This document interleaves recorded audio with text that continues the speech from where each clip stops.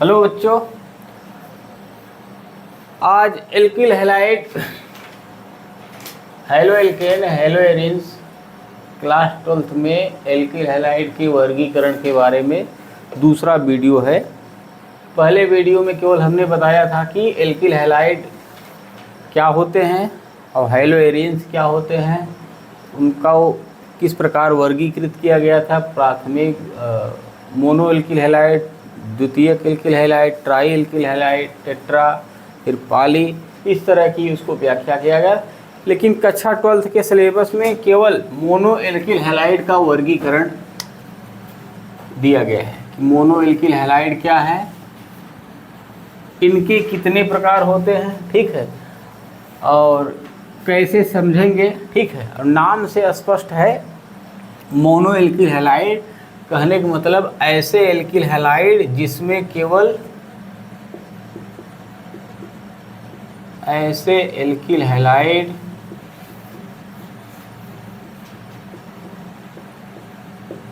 जिसमें केवल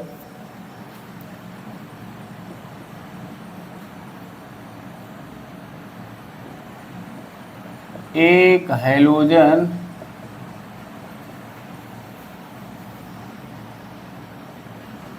परमाणु कार्बन से जुड़ा हुआ होता है।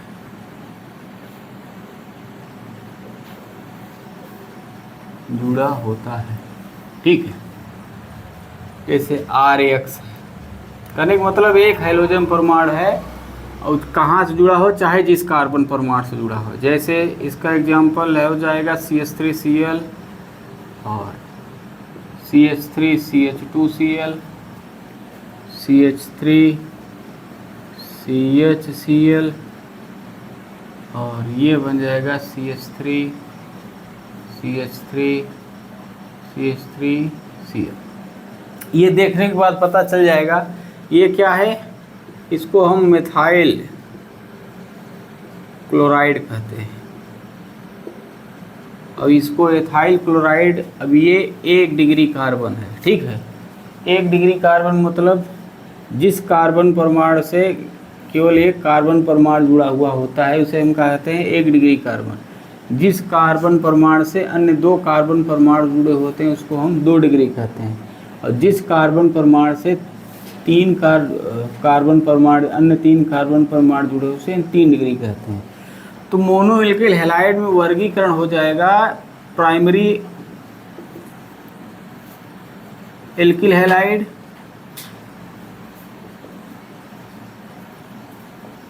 और ये है 2 डिग्री मतलब सेकेंडरी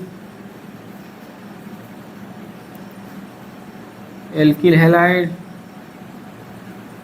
और ये हो जाएगा 3 degree alkyl halide. 3 degree alkyl halide यानी तृतीयक कार्बन से, ठीक है। तो ध्यान दीजिए, अब कोई प्राथमिक, द्वितीयक, तृतीयक, अब इसके बारे में तो आप लिख जाएंगे कि 1 डिग्री कार्बन से जुड़ा हुआ हैलोजन प्राथमिक एल्किल हैलाइड, 2 डिग्री कार्बन परमाणु से जुड़े हुए एल्किल हैलाइड को secondary alkyl halide, 3 degree carbon परमाणु से जुड़ा हुआ हैलोजन जो होता है तृतीयक एल्किल हैलाइड होता है, ठीक है। अब प्राइमरी कार्बन क्या है? प्राइमरी कार्बन एल्केन की कहने का मतलब हाइड्रोकार्बन की वह श्रृंखला जिसमें कार्बन परमाणु एक किसी अन्य कार्बन परमाणु से जुड़ा उसे प्राइमरी कहते हैं। जिसमें 2 कार्बन परमाणु किसी कार्बन परमाणु से जुड़े हुए थे उसे द्वितीयक। इसी तरह 3 डिग्री वाले में कोई एक कार्बन परमाणु से अन्य 3 कार्बन परमाणु जुड़ा हुआ होता है उसे हम 3 डिग्री एल्किल हैलाइड कहते हैं, ठीक है।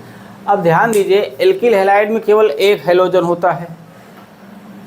मोनो एल्किल हैलाइड में एक हैलोजन परमाणु होता है। अब यहाँ पर बात यह है कि इसको भी तो हम alkyl halide, mono alkyl halide कह सकते हैं। CH3 CH2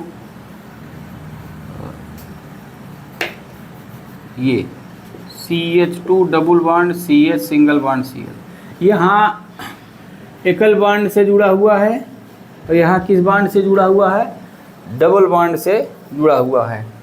ये देखिए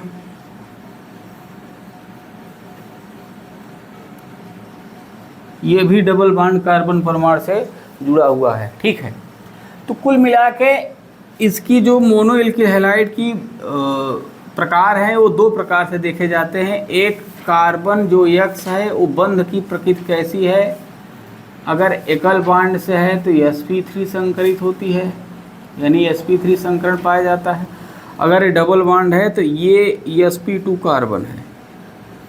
कौन सा कार्बन है, sp2 संकर कक्षा, ठीक है। तो जो बंध की प्रकृति है, मोनो एल्किल हैलाइड की बंध की प्रकृति के अनुसार दो प्रकार के होते हैं। पहला कार्बन बंध युक्त वह यौगिक जो sp3 संकरित हो, जहाँ पर कार्बन sp3 संकरित हो, और दूसरा जिसमें कार्बन यक्स बंध युक्त यौगिक जहाँ पर कार्बन परमाणु कौन सी हो, sp2 संकरित हो, जैसे इसमें sp2 संकरित है, ठीक है। और आइए देखा जाए, पहले में दोनों प्रकार की थोड़ी बहुत चर्चा कर ली जाए।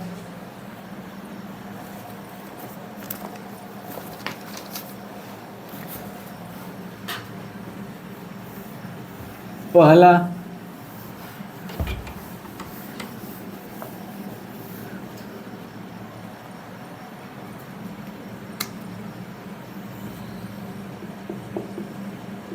CX बंध,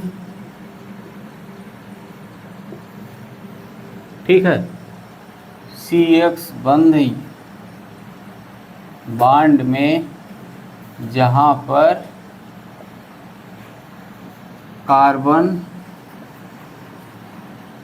कौन सा संकरण हो, कार्बन में sp3 संकरण हो। ऐसे में ये दो प्रकार के होते हैं, एल्किल हैलाइड और एलिलिक हैलाइड। एल्किल हैलाइड जिसको हम हैलो एल्केन कहते हैं, ठीक है। इसको बता रहे, केवल हम बस चर्चा कर रहे हैं। CH3 CH2 Cl होगा, यहाँ पर sp3 संकरण है। और दूसरा एलिलिक हैलाइड,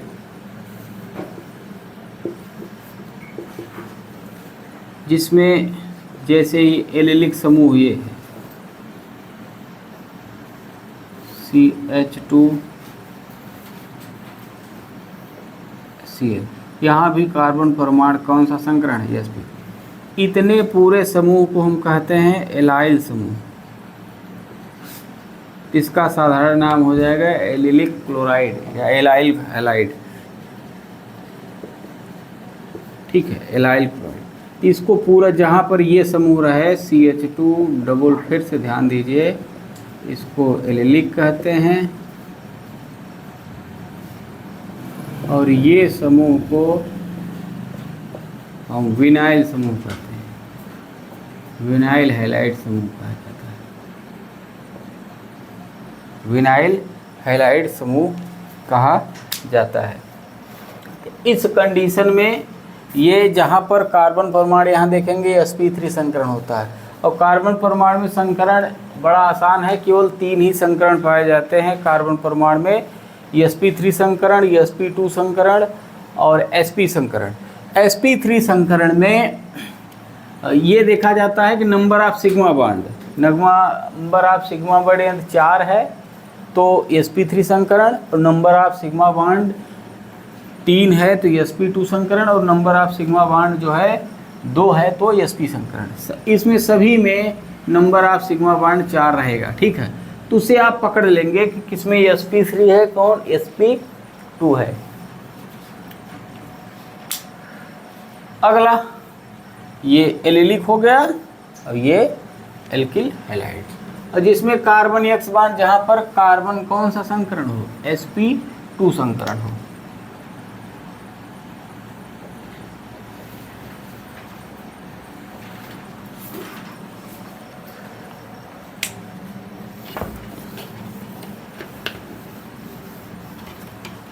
sp2 संकरण में पहला है आपका एरिल हैलाइड,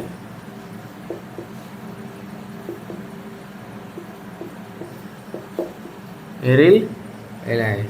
यानी बेंजीन है, बेंजीन से एक हाइड्रोजन निकाल देने पर और एक हाइड्रोजन जोड़ने पर जो समूह प्राप्त होता है उसको हम एरिल हैलाइड कहते हैं, जहाँ X बराबर Cl, Br और I। ये कौन सा संकरण है? sp2 संकरित कार्बन है, sp2 संकरित कार्बन होता है।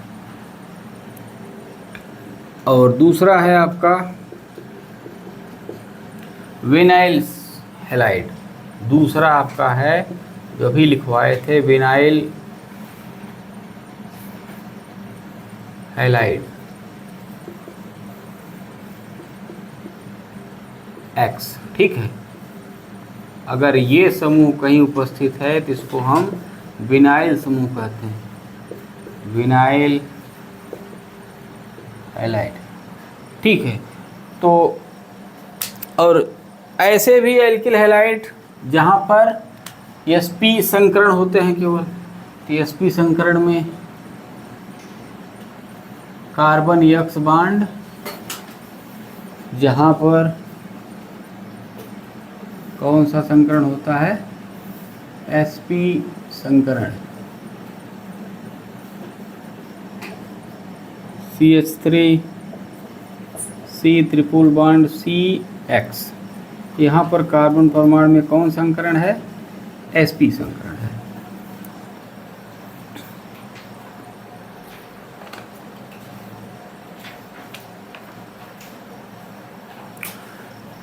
ये प्रकार हो गया। ठीक है, अब आपसे ये पूछा जाता है कि प्राथमिक, द्वितीयक, तृतीयक एल्किल हैलाइड में किसकी क्रियाशीलता ज़्यादा होती है? यूपी बोर्ड में एक बार पूछा गया था ये। यानी प्राथमिक एल्किल हैलाइड और सेकेंडरी एल्किल हैलाइड और 3 डिग्री एल्किल हैलाइड में क्रियाशीलता किसकी ज़्यादा होती है? यहाँ पर प्राइमरी एल्किल हैलाइड जिसमें 1 डिग्री कार्बन परमाणु ये है, द्वितीयक एल्किल हैलाइड ये है, तृतीयक एल्किल हैलाइड ये है। ठीक है, अब इसमें क्रियाशीलता सबसे ज़्यादा किसकी होगी? ध्यान दीजिए, एल्किल हैलाइड में इसमें सभी में कौन सा है? प्लस आई प्रभाव। प्लस आई प्रभाव मतलब क्या होता है? इलेक्ट्रॉन रिपेल करने वाला, इलेक्ट्रॉन डोनर ग्रुप। ठीक, जब यहाँ पर एक इलेक्ट्रॉन दिया, यहाँ पर 2 मेथिल समूह 2 इलेक्ट्रॉन ग्रुप हैं, इसमें कितने ग्रुप हैं? 3 ग्रुप हैं। जब इलेक्ट्रॉन इसको पुल करेगा तो यहाँ पर बॉन्ड का डिस्प्लेसमेंट कम होगा, यहाँ पर बॉन्ड का डिस्प्लेसमेंट ज़्यादा होगा और यहाँ पर बॉन्ड का डिस्प्लेसमेंट और नज़दीक होगा। तो जब बॉन्ड का डिस्प्लेसमेंट होगा तो इसके रूप में आंशिक रूप से धन और आंशिक रूप से ऋणायन। इनकी क्रियाशीलता ये डिपेंड करती है कि इन हैलाइडों में किसका बॉन्ड जल्दी टूट जाए। देखिए, क्रियाशीलता का मतलब होता है कि जो बॉन्ड जल्दी ब्रेकअप होगा उसकी क्रियाशीलता उतनी ही अधिक होगी। तो ये यहाँ पर कितने प्लस आई प्रभाव है? प्लस आई इफेक्ट ये क्या करता है? इलेक्ट्रॉन विथड्रॉइंग ग्रुप, इलेक्ट्रॉन पुल करता है, आगे की तरफ देता है। ठीक है, तो कहने का मतलब इसमें हम क्या लिख सकते हैं कि 3 डिग्री एल्किल हैलाइड में क्या होता है? प्लस आई प्रभाव के कारण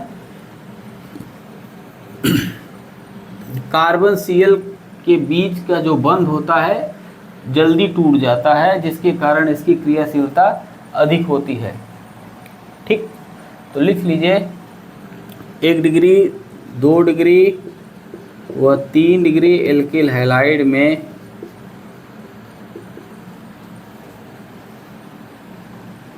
तीन डिग्री एल्किल हैलाइड की क्रियाशीलता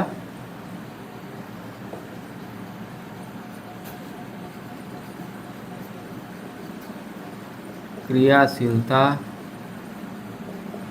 सबसे अधिक होती है, सबसे अधिक होती है, क्योंकि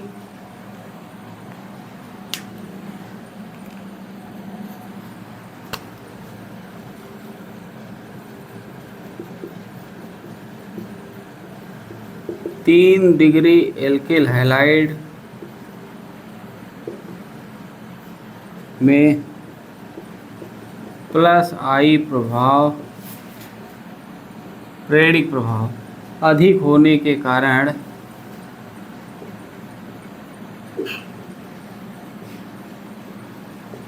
CX बंध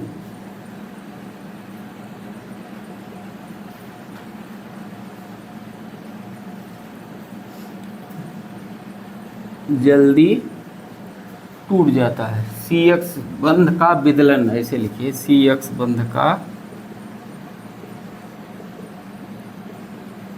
का विदलन अधिक होता है।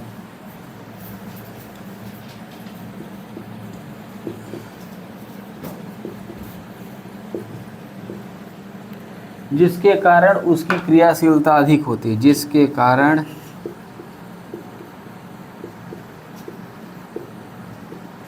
तीन डिग्री एल्किल हैलाइड की क्रियाशीलता अधिक होती है।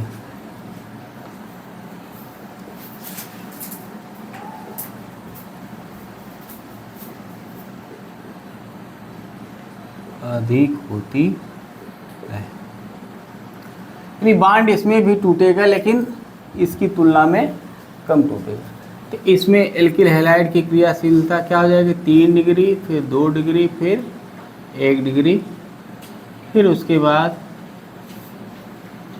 मिथाइल। ठीक है, उसके बाद यहाँ पर है CH3Cl, यह है आपका मिथाइल ग्रुप। 3 डिग्री, फिर 2 डिग्री, फिर 1 डिग्री, फिर 1 डिग्री। अब आगे है आपका टॉपिक हैलो एल्केन बनाने की सामान्य विधि।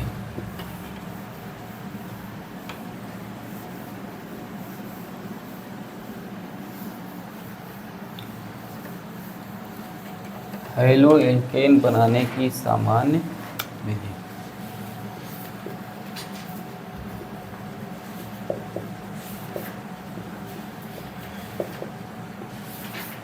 के बनाने की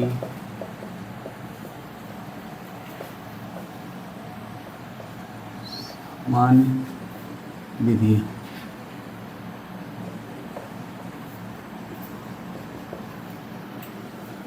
हैलो एल्केन बनाने की सामान्य विधि।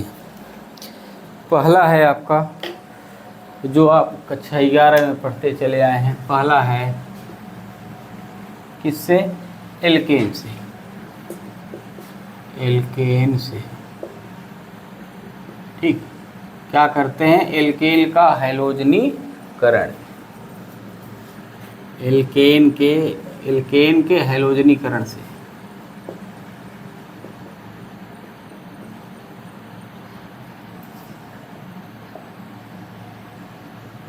ठीक है, एल्केन मतलब RH और प्लस X2, इसमें हम क्या करते हैं, H न्यू की उपस्थिति में जो लिखा जाता है, आप लिखेंगे एल्केन का हैलोजनीकरण सूर्य के प्रकाश की उपस्थिति में कराते हैं, और सूर्य के प्रकाश की उपस्थिति में इसकी क्रियाविधि मुक्त मूलक क्रियाविधि होती है। सूर्य के प्रकाश की उपस्थिति में कराते हैं तो RX और प्लस HCl का निर्माण होता है, HX।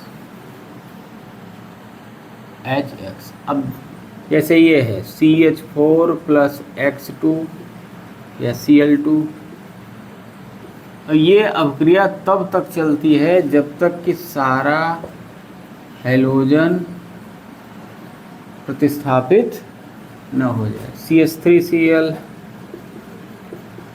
फिर Cl2 के साथ क्रिया करेगा तो बनाएगा CH2Cl2 प्लस HCl, तो CH2Cl2 प्लस Cl2 के साथ क्रिया कराएगा तो CH plus CH plus Cl2 के साथ क्रिया कराएगा तो CCl4 प्लस HCl। तो सभी प्रतिस्थापित हो जाएंगे। इसमें मोनो, डाई, ट्राई और टेट्रा चारों प्रकार के एल्किल हैलाइड प्रयोग किए जाते हैं। इस विधि का प्रयोग हम प्रयोगशाला में नहीं करते, ठीक है, क्योंकि इसके एक से अधिक प्रकार के मिश्रण बन रहे हैं। इसमें मिथाइल बन रहा है, डाई भी रहा है, ट्राई बन रहा है। इनको पृथक करना क्या होता है, सेपरेट करना बहुत ही कठिन होता है, ठीक है। और इसमें जो भी क्रियाशीलता होगी, जैसे ये CH3CH2 रहेगा, CH3CH3, तो इसमें Cl2 के साथ क्रिया करा देंगे सूर्य के प्रकाश की उपस्थिति में। तो इसके कुल जब तक संपूर्ण H न निकल जाए, यानी पूरा फाइनली C2Cl6 का निर्माण न हो जाए, तब तक इसकी क्रिया विधि चलती रहती है। यहाँ पर देखिए, ये आर्टिफिशियल कैम्फर का सूत्र है, ये पूरा निर्माण हो जाता है, ठीक। अगर इस तरीके का है, प्रोपेन में Cl2, अब यहाँ देखिए Cl2 या Br2 से क्रिया कराई जाती है तो क्या बनता है। तो इसमें उत्पाद दो तरीके से निकलेंगे, एक तो ये भी बन जाएगा और दूसरा ये भी बनेगा, दोनों प्रोडक्ट बनेंगे। यहाँ से भी H निकल सकता है, चाहे इस तरफ से निकले चाहे इस तरफ से, और बीच में से नहीं। लेकिन ये पूछा जाता है कि ज़्यादा मात्रा में कौन बनता है। ये बनता है कि ये एक माइनर प्रोडक्ट, एक मेजर प्रोडक्ट। तो ये माइनर बनता है क्योंकि 1 डिग्री एल्किल हैलाइड का निर्माण, एक एल्किल हैलाइड की क्रियाशीलता क्या होती है, कम होती है, ठीक है। 2 एल्किल हैलाइड की क्रियाशीलता क्या होती है, अधिक होती है। तो जो क्रियाशील रहे या जिसकी स्टेबिलिटी ज़्यादा रहे तो वो ज़्यादा बनता है।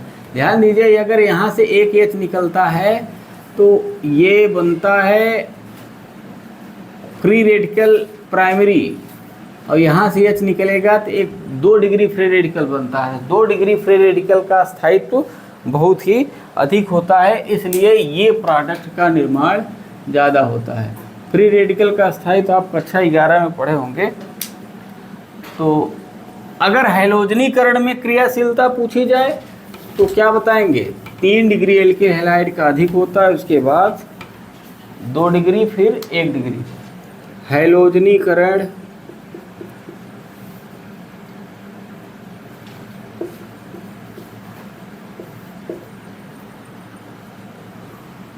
का क्रम 3 डिग्री, 2 डिग्री, फिर 1 डिग्री, फिर CH4 सबसे कम ये होता है, ठीक है। अब हैलोजनीकरण में, हैलोजनीकरण का क्रम जो होता है फ्लोरोनीकरण, F2Cl2 फिर Br2, सबसे कम क्या है, I2 होता है।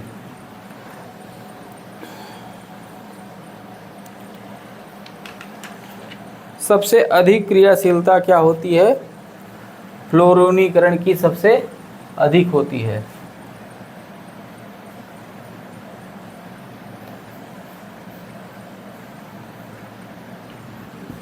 ये है आपका। तो कुल मिला के एल्केन का जब हैलोजनीकरण हम सूर्य के प्रकाश की उपस्थिति में कराते हैं तो एल्किल हैलाइड का निर्माण होता है, ठीक है। इसे हम एल्किल हैलाइड, एल्केन का हैलोजनीकरण कहते हैं। इसकी क्रियाविधि मुक्त मूलक क्रियाविधि कहलाती है। आइए अगला देखते हैं एल्कीन से।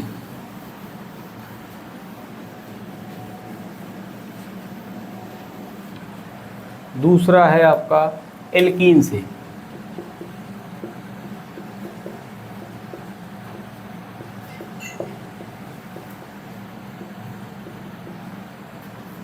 दूसरा है आपका एल्कीन से। जब एल्कीन को हैलोजन अम्ल के साथ अपक्रिया कराते हैं, किससे? हैलोजन अम्ल के साथ अपक्रिया कराते हैं, तो ये बनता है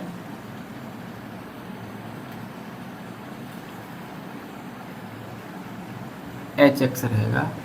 हैलोजन अम्ल से क्रिया करा देंगे तो ये बन जाएगा एल्किल हैलाइड।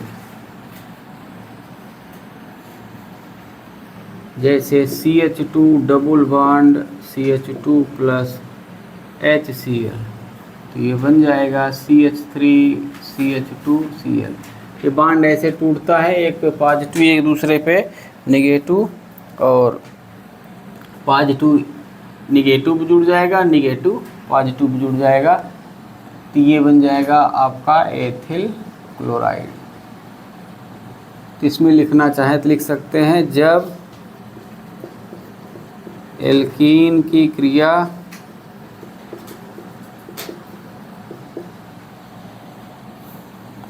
हैलोजन अम्ल के साथ कराते हैं,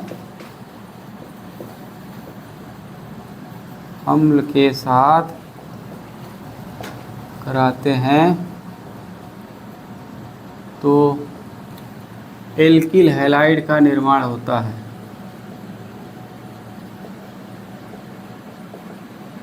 एल्किल हैलाइड का निर्माण होता है। अब यहाँ देखिए, एल्कीन भी दो प्रकार का होता है, एक होता है सममित और दूसरा असममित। अब इसका हैलोजन अम्ल के साथ यदि क्रिया कराएंगे तो क्या होता है? ये मार्कोनिकॉफ के नियम के अनुसार इसकी क्रिया विधि होती है, ठीक है। सममित में कहीं जोड़ दीजिए हाइड्रोजन कहीं, लेकिन इसमें आप मार्कोनिकॉफ नियम के अनुसार होती है।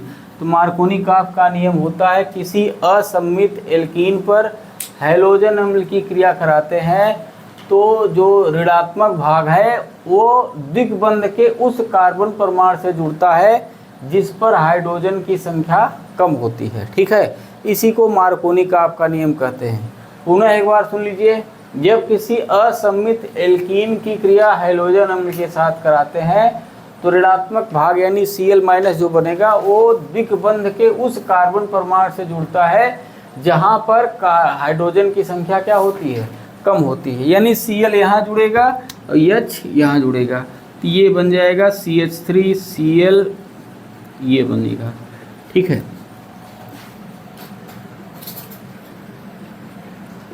परंतु एंटी मार्कोनिकॉफ का नियम किस पे लागू होता है? केवल HBr पर। अगर यहीं परऑक्साइड की उपस्थिति में हो जाता है, ठीक है, तो इसका उल्टा हो जाता है, यानी मार्कोनिकॉफ का उल्टा। तो उस पे क्या होता है? CH3CH2Br। असममित एल्कीन की क्रिया केवल HBr, यह नियम केवल HBr पर ही लागू होता है। HCl अगर यहाँ रहे, परऑक्साइड की उपस्थिति रहे, तब भी कोई प्रभाव नहीं पड़ता। तो असममित एल्कीन की क्रिया केवल HBr। अब यहाँ क्या लिखा रहे? परऑक्साइड या उच्च टेम्परेचर पर जब क्रिया कराते हैं तो HBr का उल्टा होता है, यानी तो जो Br होगा उस कार्बन द्विबंध के उस कार्बन परमाणु के साथ जुड़ता है जहाँ पर कार्बन का उस कार्बन के साथ जुड़ता है जहाँ पर हाइड्रोजन संख्या अधिक हो, तो ये बन जाएगा। तो ध्यान रखिएगा, ऊपर वाला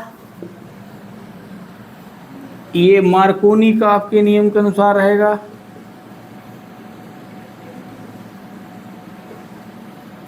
नियम के अनुसार, जिसको हम बता चुके भी। ये है एंटी मार्कोनिकॉफ, जिसको खैरस प्रभाव भी कहते हैं। ये सब का आप कक्षा 11 में पढ़े होंगे नियम के अनुसार। इसमें हाँ, एंटी मार्कोनिकॉफ नियम केवल असममित एल्कीन में HBr के योग से ही होता है, इस पे HCl का कोई प्रभाव नहीं पड़ता, ठीक है। तो ये बना मार्कोनिकॉफ के नियम के अनुसार। ये क्या बन जाएगा? ये सेकेंडरी एल्कोहल यानी 2-क्लोरोप्रोपेन, और ये 1-ब्रोमो प्रोपेन। ठीक, ये आपकी हो गई दूसरी विधि। तीसरी विधि आपकी है एल्कोहल से। एल्कोहल से कुल कितनी विधियां हैं? 3 विधियां हैं।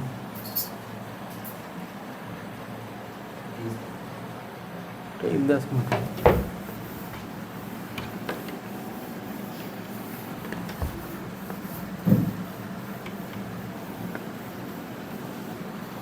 तीसरी विधि है आपकी एल्कोहल से।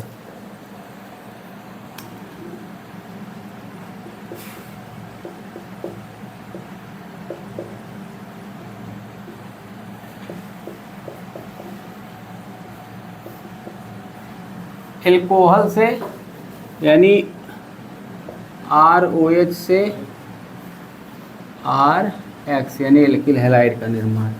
ये कितनी विधियां हैं? 3 विधियां हैं। पहली विधि जो है आपकी है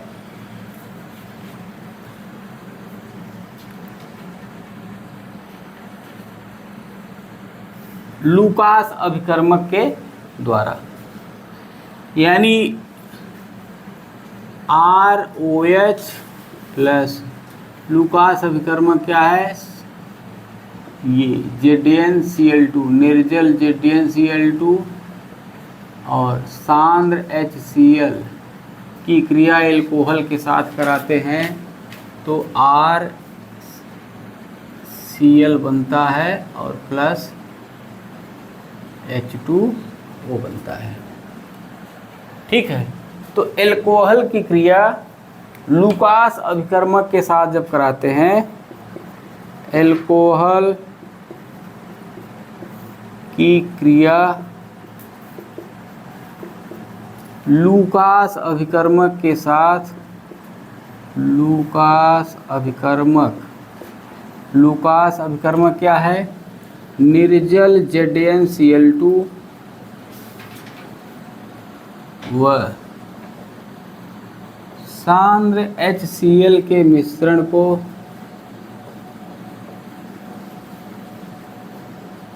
क्या कहते हैं? लूकास अभिकर्मक कहते हैं।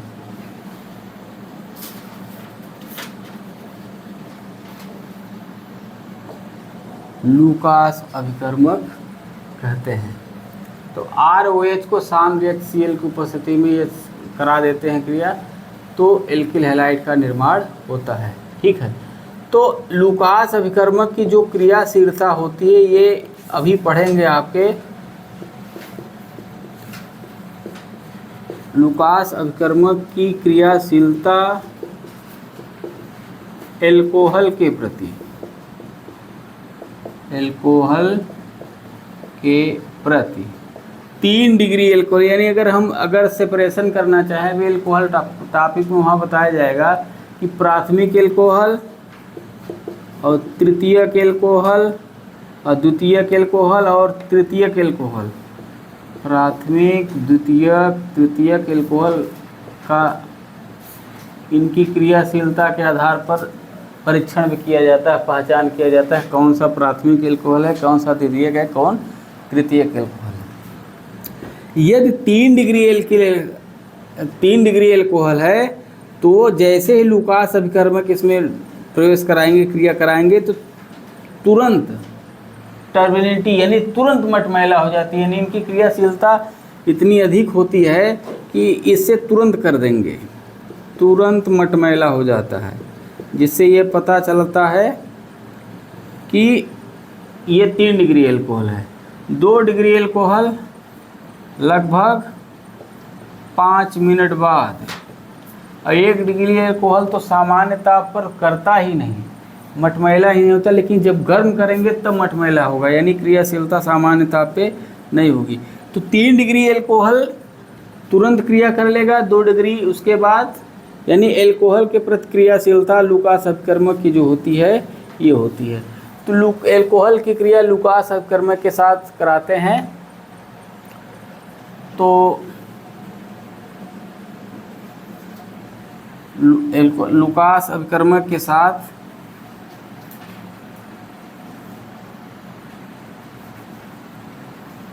साथ कराते हैं तो एल्किल हैलाइड का निर्माण होता है।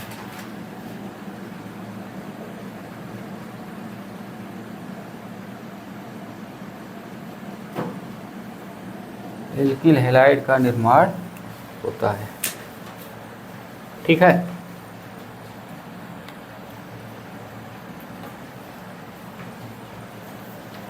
अगला है आपका दूसरी विधि, एल्कोहल की क्रिया PCl5 और PCl3 के साथ करानी।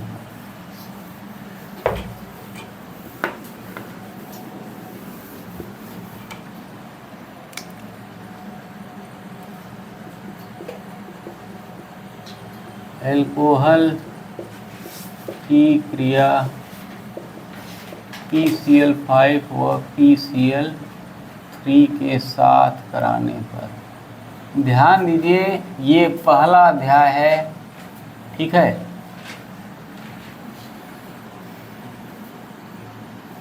कराते हैं तो ROH यानी एल्कोहल RH में परिवर्तित होता है। ये पहला टॉपिक है। हम ये बताना चाह रहे थे कि अभी छोटे छोटे रिएक्शन को आप याद करिए, उसको समझने का प्रयास करिए। पहले पार्ट से यदि रिएक्शन को याद कर लेंगे या समझ लेंगे तो समझ लीजिए जो ऑर्गेनिक की रीढ़ है कैसे परिवर्तित करते हैं, एक दूसरे में परिवर्तन बड़े आसानी के साथ आ जाएगा, थोड़ी समस्या नहीं है। RH में परिवर्तित होता है, परिवर्तन होता है। ठीक क्या? और ध्यान दीजिए एल्कोहल में ROH OH से Cl लाना हो तो सबसे बेस्ट विधि यही है, PCl3 और PCl5 दोनों के साथ आप क्रिया करा सकते हैं। अगर कहीं एल्किल हैलाइड मतलब एल्किल हैलाइड प्राप्त करना है यानी OH, यही नहीं कि केवल एक यहीं से OH, यहाँ से भी अगर एसिटिक अम्ल में भी OH है, इसमें से यहाँ Cl लाना है। ठीक है। H2SO4 है, यहाँ से OH को हटाना है। ठीक है।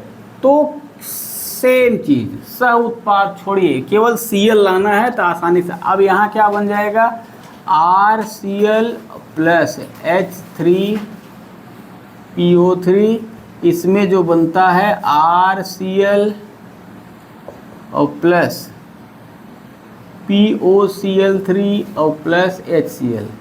ये नीट में पूछा गया था एक बार प्रश्न, ऐसे दे दिया जाएगा। ये पूछेगा, यहाँ पूछा था कि Z, जैसे ये है ये बना था, यहाँ Z पूछा था कि Z क्या बना है। ठीक है। यही तो ऐसे छोटे छोटे प्रश्न ही पूछे जाते हैं नीट परीक्षा में, IIT में। तो इन सब चीज़ों को बड़े ध्यान से पढ़िए, बड़े आराम से उसको समझिए। ध्यान दीजिए, इसका जहाँ कहीं एल्कोहल रहेगा या कोई भी समूह रहेगा, जैसे यहाँ भी PCl5 के साथ क्रिया कराएंगे तो सह उत्पाद PCl3 में ये बनेगा, PCl5 में ये दो कॉमन रहेगा, ये बन जाएगा CH3C डबल बॉन्ड OCl और प्लस POCl3 प्लस HCl। बात समझ रहे कि नहीं?